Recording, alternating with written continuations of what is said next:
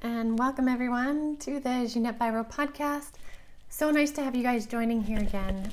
As always, I really do appreciate you guys tuning into what the three guides of the light have to say, because again, they have another message, and they were very adamant about me sharing, and it came in really quick too. I could barely keep up. So that's always pretty exciting. Oh, I got myself hooked up here.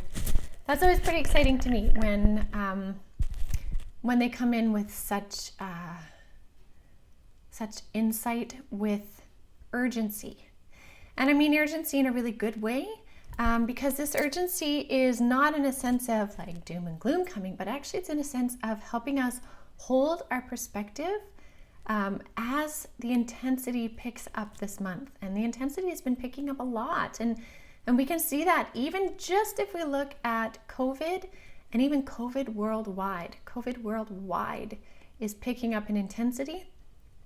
And so what the three guides of the light wanted to know or wanted to share, and for those of you that are joining for the first time, I've been channeling the three guides of the light since the beginning of COVID, really. And they are three guides that come from the highest dimensions of light.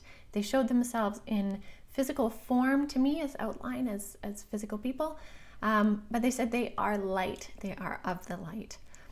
And so anyways, they were coming through with the concept of limiting thought and how many of us are kind of wrestling with this notion of limiting thought right now and some of us are struggling a little bit to break through limitations on various levels, whether these levels are political, whether they're spiritual, whether they are mental limiters, and whether they're deep personal limiting thoughts of self.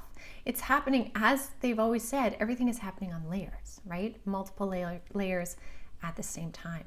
And that's what's happening. And so these limiting beliefs are very important to recognize, especially in times of change.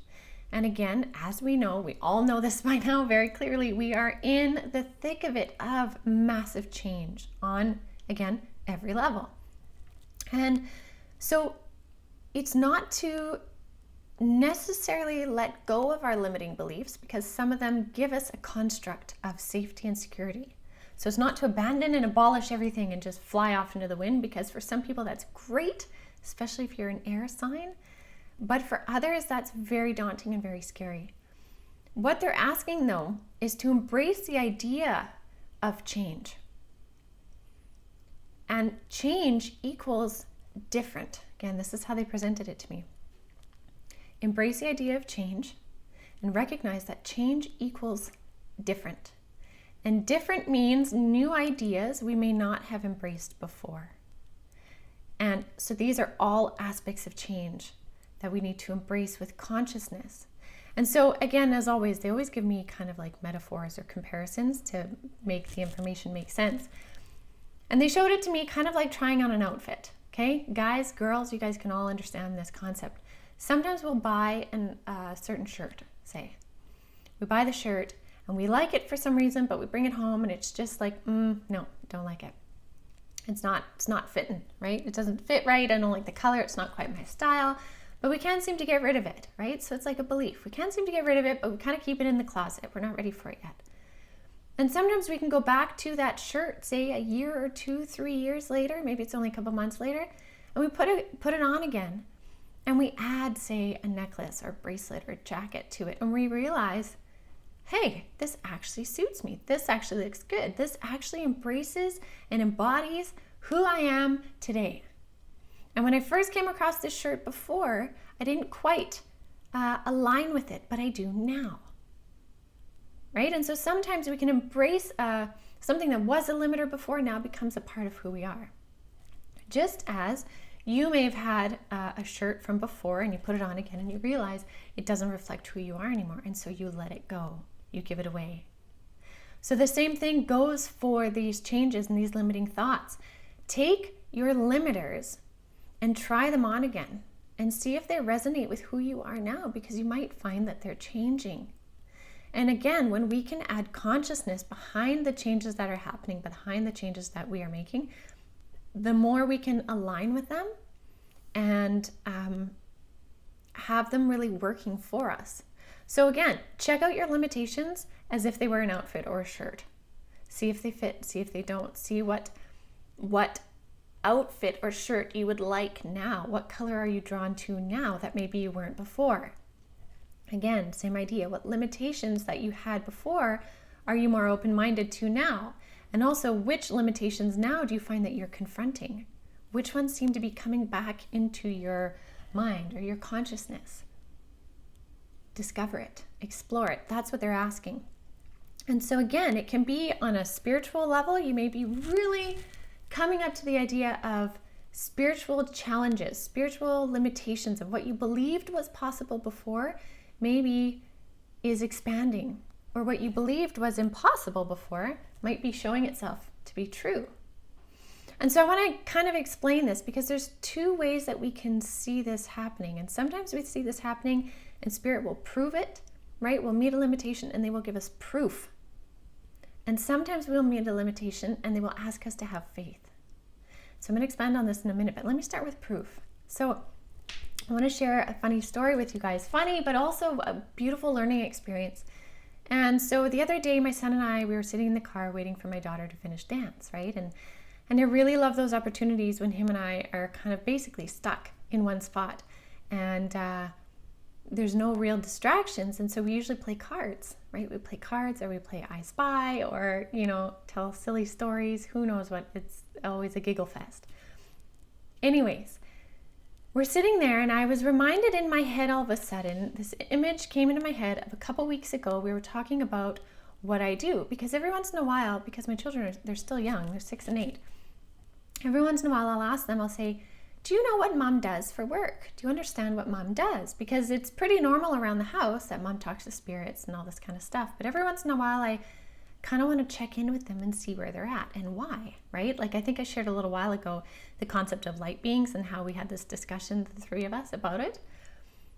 Anyways, we were sitting in the car and this popped into my head and so I decided to follow it. So I said to him, I was like, hey, so do you remember that last time you kind of said you weren't quite sure if you fully embraced the idea of what I do? And he's like, yeah.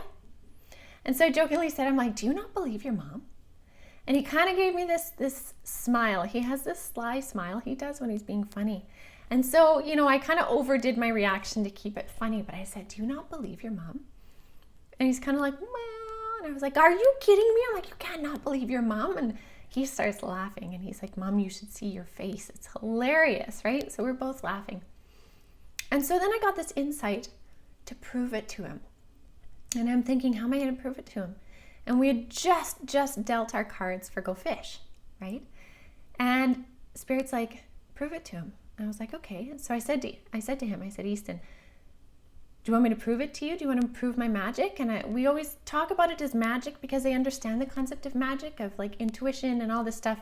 I'll use the words intuition and angels, but they understand the idea of magic, right? So we call it magic. And I always tell them that they have magic as well. And anyway, so I said to him, I was like, do you want me to prove it? And he's like, sure. And he's laughing. And so we both have our cards. We got our 7 cards out to play Go Fish. And all of a sudden, it's like Spirit's with me. And I'm like, do you have a 5? And he gives me his 5. And I'm like, do you have an 8? And he gives me his 8. And I'm like, do you believe my magic now? And he's laughing. And he's like, well, maybe. And I'm like, do you have a king? He gives me his king. Do you have a 7? He gives me a 7. And he's like, what? He's like, Mom, how are you doing this? And I said, Easton, this is what it's always been. I'm like, this is what it is. This is what I do. An example of, right? And he's laughing. And so then he's like, well, what are the cards that I have left? And I said to him, because I heard, we have no more matching pairs. And we both looked at our cards and there was no more matching pairs. So Spirit was on the other side of him, obviously giving me the answers in this situation to give him proof that there is something more, that there are spirits around and that Mom does inherently work with spirits. It gave him proof and he was laughing. He said, okay, Mom, I believe you. I believe you. And it wasn't about me proving to him what I can do, because that wasn't the intent. The intent was to show him that spirit is around, that he is also inherently connected, that we are all connected. And so spirit came through in that circumstance to prove it to him, to give him the goods right there, right? And it was beautiful, and we laughed, but we were both like, wow, how amazing is that? And it was a great lesson of spirit being available to give proof, right?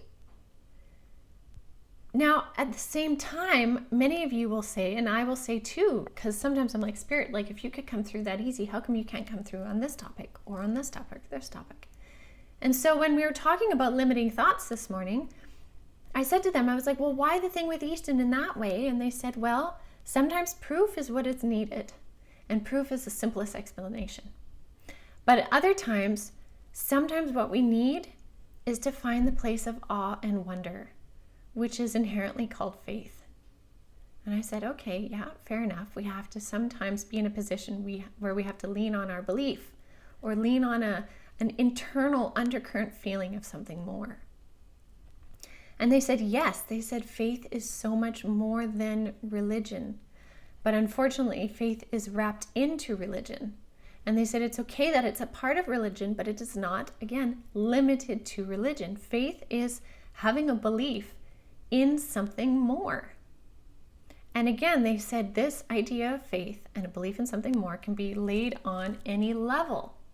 Having faith in the government's ability to be better. Having faith in our spiritual sense of belonging to something more.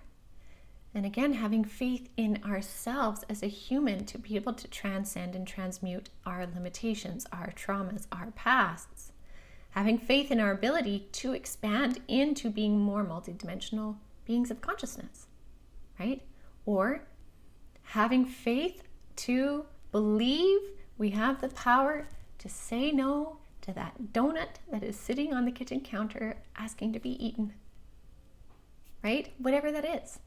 So again, I simplify that in one aspect, but the concept is really that simple. Is faith is believing in more. And so in times when spirit seems to be holding us back, as frustrating as it is, and as confusing as it is to our human brain, sometimes the lesson is in the discovery of faith. So it's something for you guys to ponder, because it was really neat how they laid it out in comparison to that blatant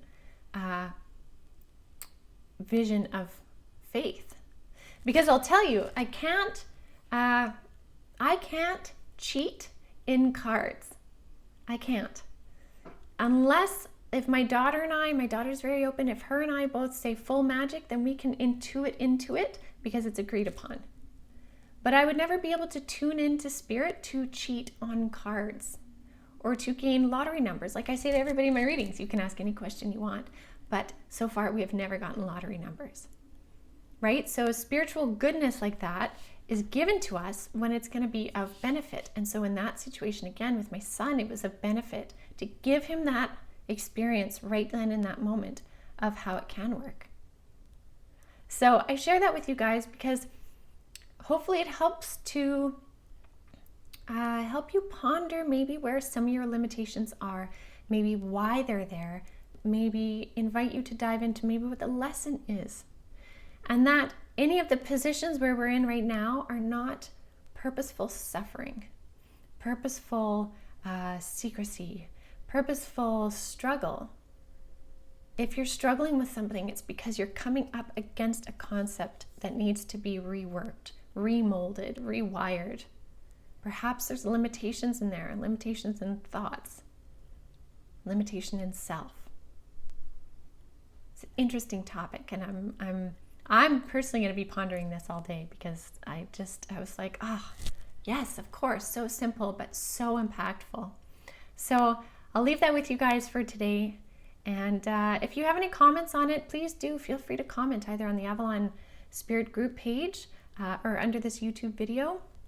And this is a great discussion topic if you guys feel you do want to share. And also, if you haven't, please do, again, if you're watching this on YouTube for the first time, do subscribe. I will be giving away a free reading once we get to 500 subscribers. And I've got some exciting things coming down the pipe for you guys beginning in November. So I will definitely keep you all in the loop. Keep your eyes peeled for some very cool postings of some new stuff coming November. So again, as always, I wish you guys a wonderful week. Lots of love and blessings to you as we move through these changing, upheaval-y times. We are not lost and alone. We are truly being divinely guided. So I wish you guys well, and we'll chat soon.